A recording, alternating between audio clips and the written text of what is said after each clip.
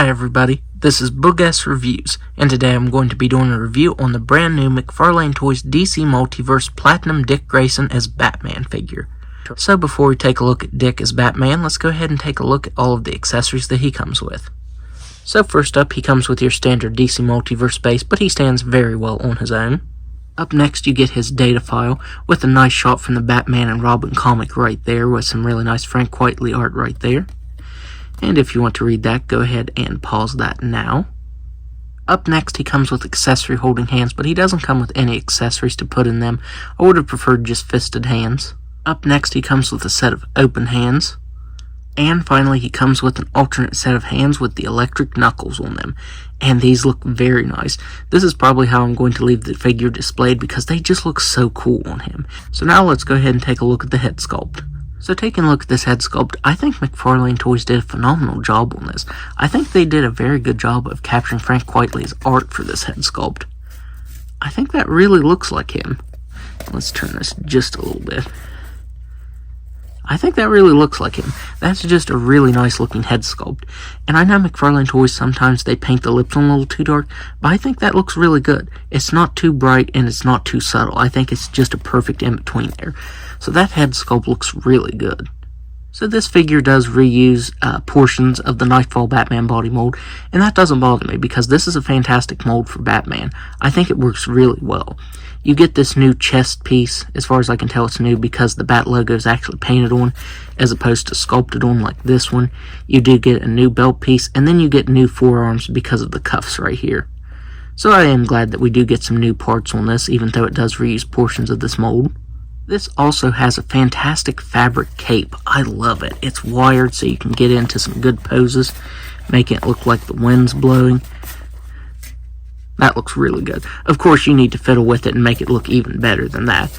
But yeah, I love the way this cape looks. It's fantastic. It's made out of a very nice material. It's a little stiff, but it's not too stiff. My only complaint with this is the way it was packaged, at least on mine. The cape was really bent up, so you see a bunch of wrinkles on this. Since this is more of a stiffer fabric, you can see that it did keep the wrinkles right there. So I am going to need to see if I can straighten that out because it is bent funny. Right here along the edges, this left side was really bent. You can see all of the wrinkles there.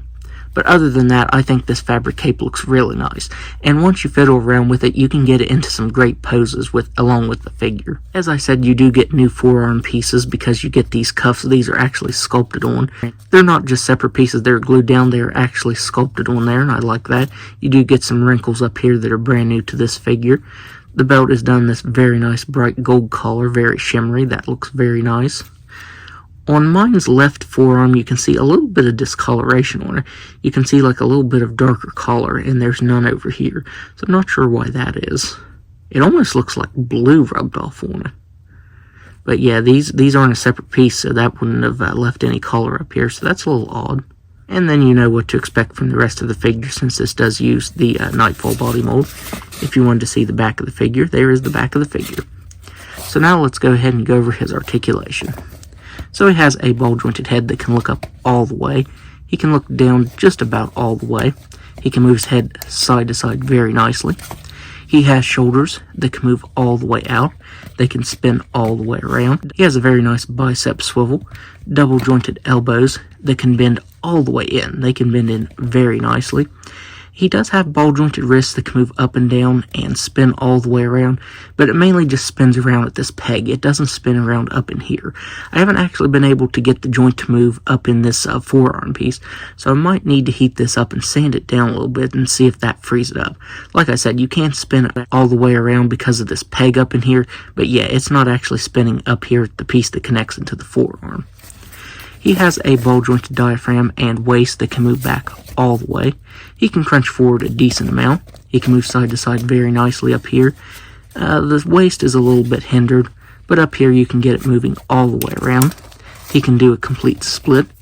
He can kick forward all the way, back all the way. A very nice thigh swivel. Double-jointed knees that can move back like that. Ankles that can move down all the way, up all the way, spin all the way around, and toe articulation that can move up all the way. So now, let's do some size comparisons. So first up, here he is next to the Nightfall Batman figure, the mold that he mostly reuses. Here he is next to himself as Nightwing. This is from the Batmobile Build-A-Thingy from one of the first waves we got. Here he is next to Damian Wayne as Robin, and hopefully we get the specific version of Damian from the Batman Robin comic from the same artist. I think that would be very awesome. I think there was also a different Batmobile to that, so McFarlane Toys could also do a pretty cool Batmobile from that series as well. Here he is next to Red Hood. Here he is next to Batgirl, and I actually thought this Batgirl figure was pretty tall, but this Batman is actually taller than her, so that doesn't actually look too bad. And finally, here he is next to the Joker.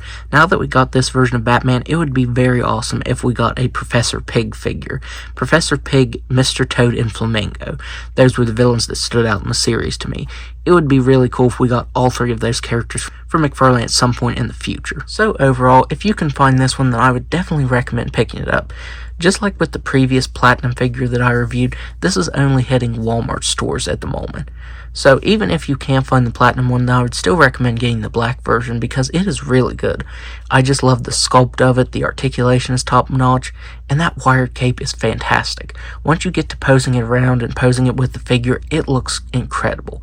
So yeah, McFarlane Toys did a very awesome job on this, and this is a Batman figure that I've wanted forever, and McFarlane Toys really did it justice. I think it looks really cool.